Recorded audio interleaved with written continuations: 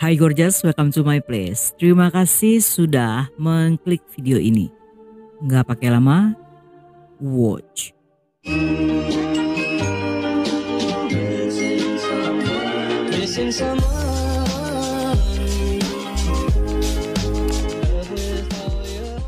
Christy merupakan anak tunggal dari pasangan imigran Tiongkok yang pindah ke Memphis, Tennessee, Amerika. Dia lahir dan dibesarkan di Amerika dengan gaya hidup di negara itu. Orang tuanya sangat kaya dan memanjakan sang putri dengan memberikan apapun yang dia mau. Bahkan mereka sering liburan ke tempat-tempat mewah yang foto-fotonya dipamerkan di media sosial. Walaupun terlahir seperti seorang putri raja, tetapi Christy dikenal sebagai gadis berhati lembut, dermawan, dan suka membantu siapapun. Karena sifatnya yang mudah bergaul, dia pun memiliki banyak teman serta kenalan di mana-mana. Dan menurut mereka, Christy adalah gadis yang sangat ceria, energik, serta humoris.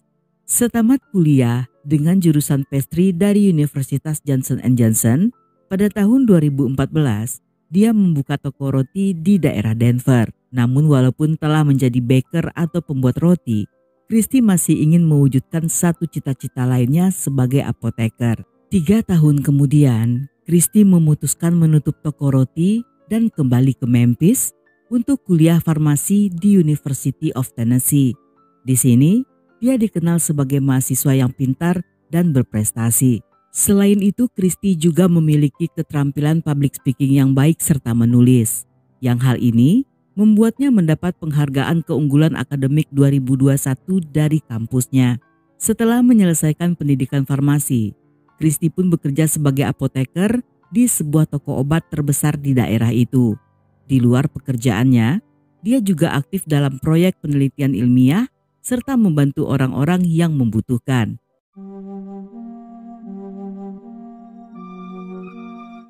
Walaupun Christy sukses dalam karirnya, namun di usia ke-35 tahun gadis itu masih single dan tidak punya pacar.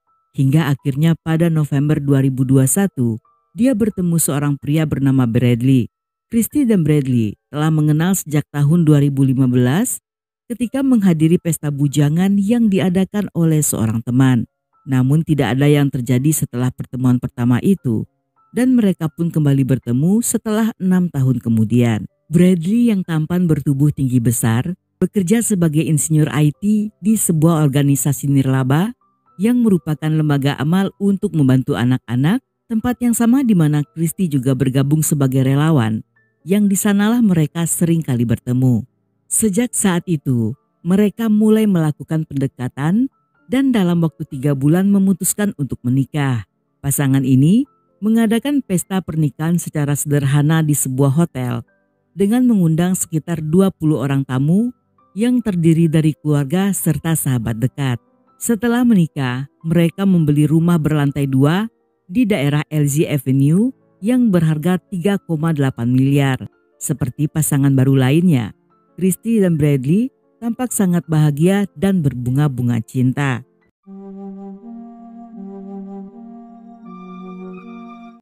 Lima bulan setelah menikah, keduanya memutuskan pergi bulan madu ke Pulau Penyu yang berada di Fiji. Karena Bradley menyukai tempat itu, Christy pun mencari tahu tentang pulau tersebut dan ikut tertarik setelah melihat foto-foto di internet.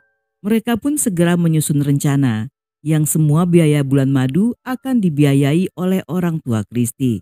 Pulau Penyu merupakan gugusan pulau yang terletak di negara kepulauan Fiji di Samudra Pasifik. Pulau tersebut awalnya tidak berpenghuni yang kemudian dibeli oleh seorang pengusaha Inggris dan membangun resort-resort mewah. Hingga saat ini, pulau itu menjadi tempat wisata dengan harga kamar mulai dari 53 juta per malam, sehingga hanya orang-orang kaya yang bisa berlibur ke sana. Orang tua Christy tentunya dengan senang hati membiayai perjalanan tersebut dan berharap sekembalinya dari sana mereka akan segera memberinya cucu. Pada teman-temannya, Christy juga mengatakan hal yang sama serta berharap akan segera punya anak. Mereka tiba di sana pada tanggal 7 Juli dan keesokan harinya pasangan ini bergabung dalam sebuah pesta yang diadakan oleh pihak resort. Hampir semua tamu dalam keadaan mabuk termasuk Bradley yang saat itu memesan kava yang merupakan minuman tradisional Fiji, sedangkan Christy hanya minum beberapa gelas wine. Ketika Bradley mulai mabuk, dia pun bergabung di tengah ruangan dan menari bersama gadis-gadis seksi. Dia tampak bersenang-senang sekaligus menggoda serta tebar pesona pada para gadis itu.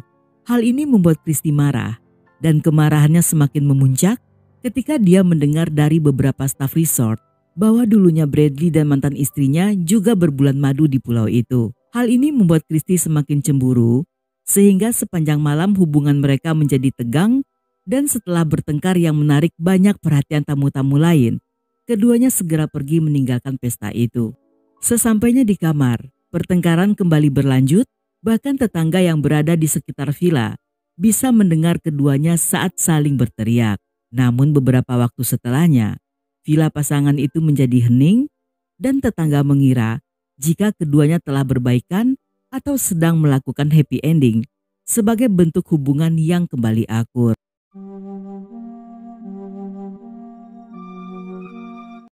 Keesokan harinya ketika mereka tidak datang sarapan ke restoran, seorang kepala pelayan resort mendatangi villa mereka. Namun saat melihat tanda jangan diganggu yang tergantung di pintu, dia pun segera pergi dan kembali pada jam makan siang yang tanda tersebut masih tergantung di depan pintu yang sama. Hal ini membuat sang kepala pelayan merasa aneh karena tidak seorang pun yang melihat pasangan itu sejak pagi. Karena merasa khawatir, pihak resort memutuskan untuk membuka pintu menggunakan kunci cadangan dan menemukan Christy telah tewas di kamar mandi, sedangkan Bradley menghilang entah kemana. Setelah para staf menggeledah seluruh Pulau Penyu dan masih belum menemukan Bradley, mereka pun melaporkan hal ini pada kepolisian Fiji. Setibanya di TKP, polisi memeriksa Christy yang dalam kondisi penuh darah. Wanita itu terbaring di celah sempit antara toilet dan dinding dengan penutup tangki toilet yang tergeletak di samping tubuhnya. Selain kamar mandi yang berantakan, tampak kaca jendela dalam keadaan retak dan polisi berasumsi bahwa semalam telah terjadi pertempuran hebat. Berdasarkan pemeriksaan forensik, di tubuh serta wajah Christy ditemukan adanya banyak luka akibat trauma benda tumpul.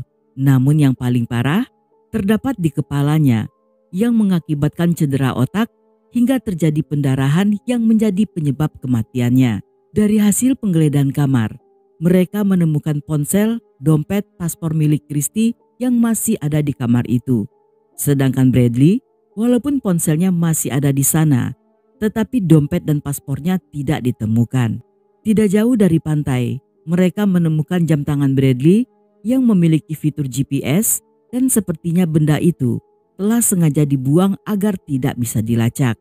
Mereka pun menjadikan Bradley sebagai tersangka utama dan segera melakukan pencarian besar-besaran.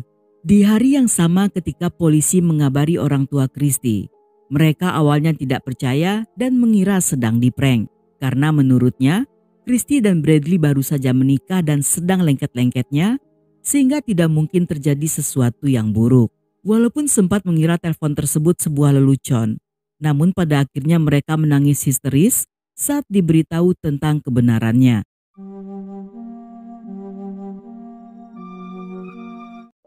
Sehari setelah kejadian tersebut, Bradley pun ditemukan oleh penduduk di Pulau Matakavelu.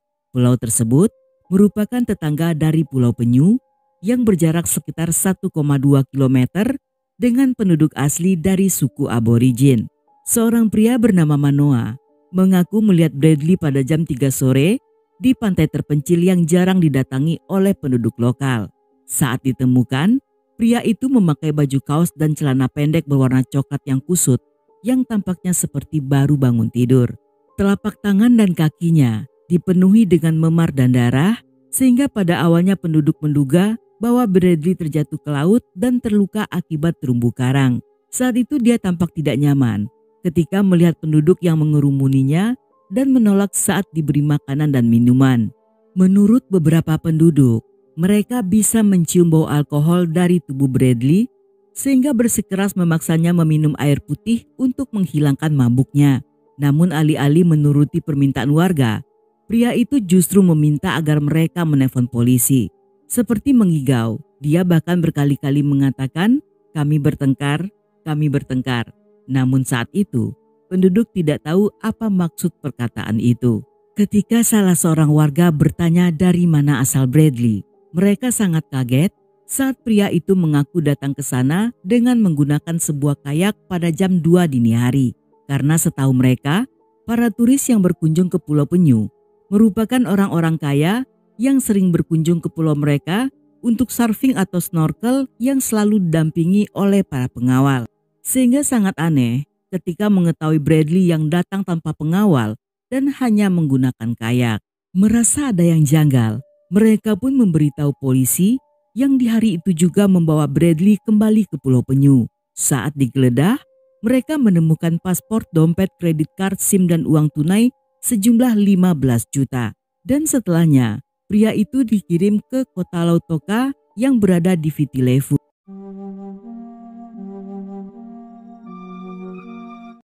Dalam pemeriksaan, walaupun mengaku telah membunuh Christie, tetapi Bradley menolak untuk menandatangani surat pengakuan bersalah. Bahkan pada saat bertemu pengacaranya, pria itu bersikeras menyatakan bahwa dirinya yang tampan dan baik hati sangat tidak bersalah. Berdasarkan keterangannya, setelah terjadi pertengkaran, dia mengajak Christie untuk jalan-jalan di pinggir pantai dan kembali setelah beberapa waktu kemudian. Sesampainya di villa, Bradley mengaku meninggalkan istrinya sendirian untuk menenangkan diri, sedangkan dia sendiri pergi keluar untuk jalan-jalan. Dia menduga bahwa saat itulah istrinya tewas, tetapi tidak tahu bagaimana dan siapa yang melakukannya. Dari beberapa orang saksi, polisi mendapat info jika di malam itu, ketika tetangga sebelah mendengar suara keributan dari villa Bradley, mereka mengeluh pada staf resort dan mengatakan takut jika seandainya terjadi hal-hal yang buruk. Tetapi sayangnya, setelah mendapat laporan tersebut, tidak satupun dari para staf yang datang memeriksa ke villa Bradley. Namun salah seorang penjaga Pulau Penyu yang bekerja pada shift malam, pada dini hari sempat melihat pria itu yang sedang berjalan di sekitar pulau dan kembali ke villanya. Ketika mengetahui ada banyak saksi yang melihatnya pada malam kejadian, Bradley pun mengubah ceritanya.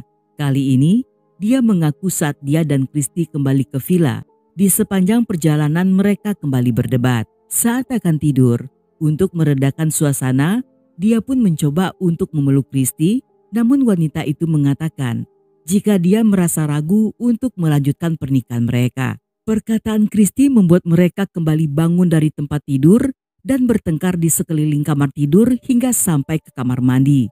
Yang disinilah Bradley hilang kesabaran dan memukul kepala Christie menggunakan penutup tangki toilet.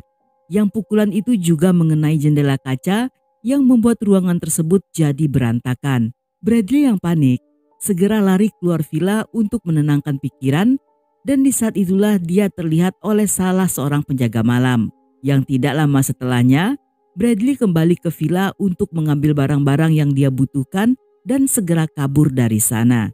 Karena saat itu tidak ada transportasi umum, dia pun mencuri sebuah kayak yang digunakan untuk menuju ke Viti Levu. Namun karena suasana gelap dan angin bertiup cukup kencang, Bradley yang tidak tahu arah justru mendayung kayak tersebut ke arah yang berlawanan hingga terdampar di Pulau Matakavalu.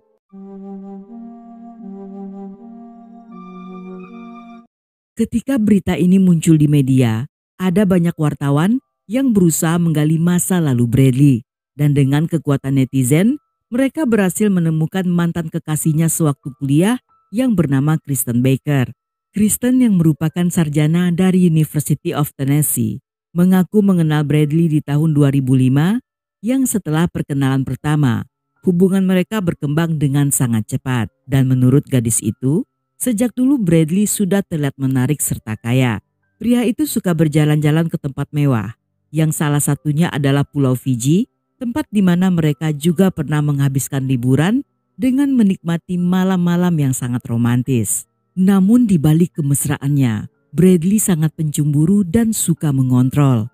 Selain pintar memanipulasi, dia juga suka mengancam secara verbal, terutama setelah minum alkohol. Dan saat mabuk dia akan menjadi orang yang sangat berbeda.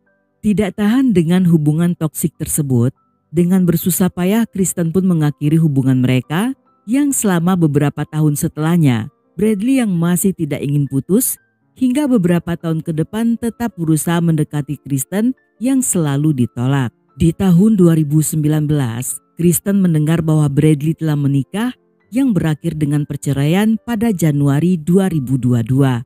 Hal ini membuat media mendapat kesimpulan jika Bradley mendekati Christy di saat dia masih menikah dengan wanita lain.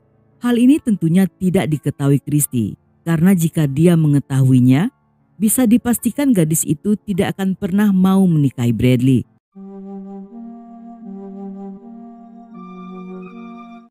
Dalam persidangan awal, hakim meminta sampel DNA Bradley yang permintaan tersebut ditolak oleh pria itu. Alih-alih memberikannya, dia justru berbalik mengajukan bebas dengan jaminan yang juga ditolak oleh pengadilan. Hingga saat ini, Bradley masih berada di penjara Fiji untuk menunggu sidang selanjutnya yang diperkirakan akan dijadwalkan di tahun 2023. Walaupun belum bisa dipastikan tanggal tepatnya, tetapi berdasarkan kasus tersebut, Bradley diperkirakan terancam hukuman penjara seumur hidup. Saat wartawan melakukan wawancara di penjara, sambil menangis Bradley mengaku sering memikirkan Christy dan sedih jika mengingat bahwa istrinya telah meninggal. Dengan wajah tampannya yang mulai mendekil karena di sana tidak bisa luluran, Bradley pun mengaku bahwa Christy adalah segalanya. Saat orang tua Christy tiba di Fiji dan melihat jasad putrinya penuh lebam yang tidak bisa dihilangkan dengan bahan pengawet, pada akhirnya mereka memilih untuk melakukan kremasi dan membawa abunya kembali ke Tennessee.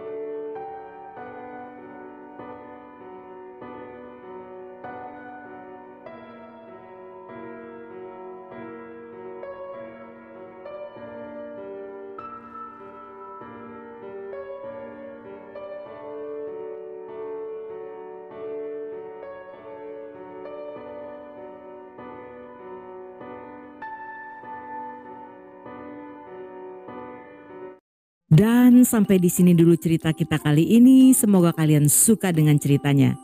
Buat yang masih betah hingga akhir, thank you, love you, have a nice day, and then see ya.